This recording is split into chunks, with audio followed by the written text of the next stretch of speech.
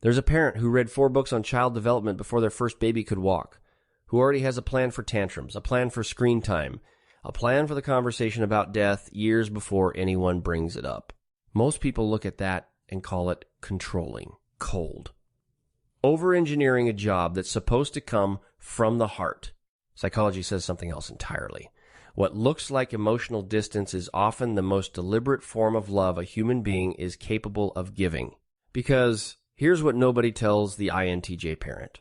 The exact mind you've been apologizing for, the one that analyzes when it's supposed to melt, may be the single greatest advantage your child will ever have. By the end of this, you'll know the 7 strategies that make it work. This parent exists everywhere. Every country, every generation, every kind of household. You know them by what they do, not what they say.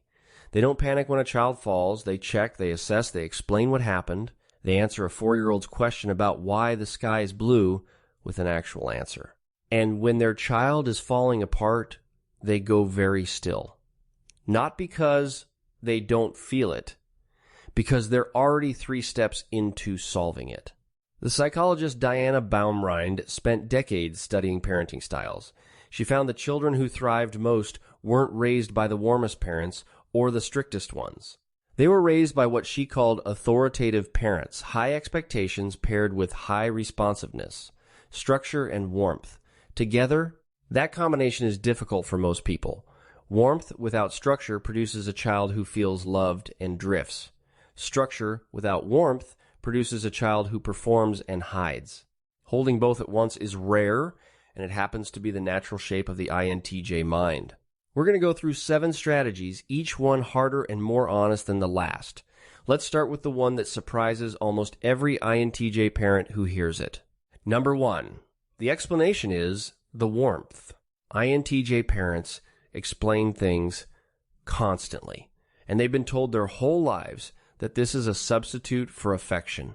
It isn't. Researchers studying emotion coaching, a framework developed by John Gottman, found that children who are told why things happen develop stronger emotional regulation than children who are simply comforted. Naming a feeling and explaining its cause literally calms the nervous system. Gottman called it the difference between dismissing an emotion and mapping it. Here's what that actually looks like in a real house. A child comes home crushed because a friend picks someone else at recess. The instinct most parents have is to erase it. You'll be fine. There are other friends. The INTJ instinct is to name it. That feeling is called rejection. It's the oldest social alarm we have. It's loud, it's honest, and it passes.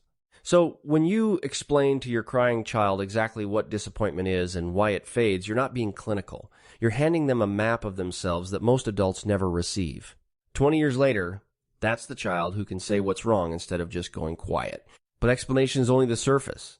What's happening in the INTJ parent's mind while their child struggles?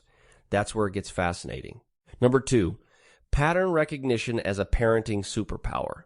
INTJs don't watch their children. They model them. The dominant cognitive function of the INTJ is introverted intuition, the mind's pattern engine. Carl Jung described it as perceiving the underlying direction of things rather than the surface events.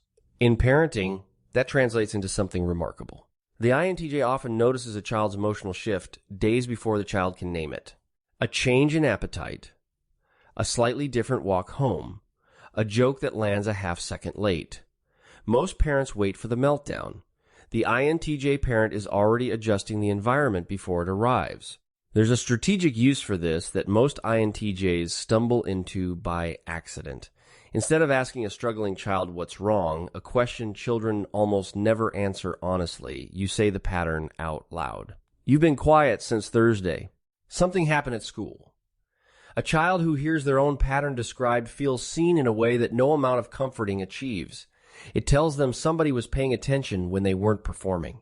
Now here's where it gets more complicated because this is the part most INTJ parents don't fully understand about themselves. Number 3, strategy without warmth reads as rejection. Here's the uncomfortable one. A perfect plan delivered without visible warmth doesn't land as love. It lands as evaluation. Developmental psychologist Edward Tronick demonstrated this with the still face experiment. A parent who is physically present but emotionally blank causes visible distress in an infant within seconds. Children read faces before they read words. Your solution may be correct, but a child processes your expression first and your reasoning second. This is the single most important adjustment an INTJ parent can make. Not more feeling. More visible feeling. Say the warm thing out loud, even when it feels redundant to you. It isn't redundant to them, and there's a specific reason it feels redundant. Inside your head, the affection is already established, a settled fact, filed away, no longer requiring statement. Children don't have access to your filing system. They only have the last thing they saw on your face. Warmth you feel and never display is, from their side of the room, warmth that doesn't exist. And this next one? Almost everyone around the INTJ parent gets it completely wrong. Number 4, the independence others mistake for neglect. INTJ parents give their children room, a lot of it. And relatives find this alarming. But psychologist Lev Vygotsky described the zone of proximal development, the space just beyond what a child can already do alone, where real growth happens. Step in too early, and you replace their competence with your own. INTJs instinctively hover at that edge, close enough to catch, far enough to let it count. That's why children of INTJ parents so often become adults who solve their own problems without calling anyone first. It wasn't neglect, it was room, given on purpose. But there's a line here worth watching. Room only builds competence when the child knows you're still there. Independence handed to a child who feels unwatched becomes abandonment. The fix is small and it costs almost nothing. Narrate the distance. Tell them you're letting them try this one alone and that you're right here if it goes sideways. Same amount of space. Completely different meaning. If you're the kind of person who thinks this carefully about how you raise another human being, not just what to do, but why it works, and you're still here, that tells me something about you. It would mean a lot if you hit subscribe. We put out videos like this every week, real psychology, explained in a way that actually makes sense for real people. Number 5, the hidden cost nobody talks about. Here's the part that doesn't get talked about nearly enough. INTJ parenting is exhausting in a way that doesn't show.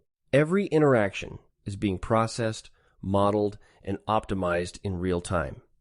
Psychologists call this cognitive load, the mental bandwidth a task consumes. For an introverted parent running constant analysis, ordinary family noise costs more energy than it costs anyone else in the room. And the failure mode is specific. An INTJ running on empty doesn't get louder, they get flat. The explanations get shorter, the face goes neutral, and the child who reads faces before words concludes they've done something wrong. Your depletion is invisible to you and unmistakable to them, which means solitude isn't selfish for you, it's maintenance. The parent who never steps away eventually goes still in the exact way their child most needs them not to. 20 minutes alone before dinner is not time taken from your family. It's the reason there's anything left to give them. But this is the root underneath all of it. Number 6, raising the child you needed. Most INTJ parents were once a child whose questions were too much for the adults around them. Attachment researcher John Bowlby showed that we build our internal model of relationships from how our earliest needs were answered. When curiosity is met with impatience, a child learns to take their inner world underground. That's where a lot of INTJ self-sufficiency was actually born. So when you answer your child's 14th question of the day without sighing, understand what's really happening. You're breaking a pattern. You're giving the exact thing you once asked for and didn't get. And that's why it can feel strangely heavy. Every time you offer your child the patience nobody offered you, some part of you registers the difference. It can arrive as grief before it arrives as pride. That reaction isn't a malfunction. It's the sound of a cycle ending in real time, and it's worth understanding because most INTJ parents mistake it for something being wrong with them. Which brings us to the last one, and honestly, the most important. Number 7. Emotional intelligence is taught, not felt. Here's the strength nobody expects. Emotional intelligence is not a feeling. It's a skill set, and skills are exactly what the INTJ mind is built to transmit. Peter Salovey and John Mayer, the psychologists who defined emotional intelligence, broke it into 4 teachable abilities: perceiving emotion, using it, understanding it, and managing it. Not one of those requires you to be naturally expressive. Every one of them can be modeled, explained, and practiced the exact way an INTJ teaches anything. And you teach it the way you teach anything else. You narrate your own state out loud. I'm frustrated right now, so I'm going to stop and come back to this. You ask what a feeling is for, instead of whether it's good or bad. You treat an emotion as information rather than an emergency. None of that requires you to be effusive. It requires you to be precise, which you already are. That's the quiet advantage. Warm parents often raise children who feel deeply but can't name what they feel. INTJ parents raise children who can do both because someone sat down and taught them the language. So the next time you see a parent with a plan for everything, the one people call cold, the one who reads 4 books before the baby walks, you know what you're actually looking at. You're looking at someone whose love arrives as preparation, someone who studies their child the way other people study things they're afraid to lose, someone who is quietly determined that this child will grow up with the language and the room they never had. That isn't the absence of feeling. That's feeling, engineered into something a child can actually use. And the children raised inside it don't just turn out okay, they turn out capable of understanding themselves and everyone else. If you want to go deeper on the mind behind all of this, I put together a video on the INTJ personality itself that I think will hit just as hard. It's right here when you're ready.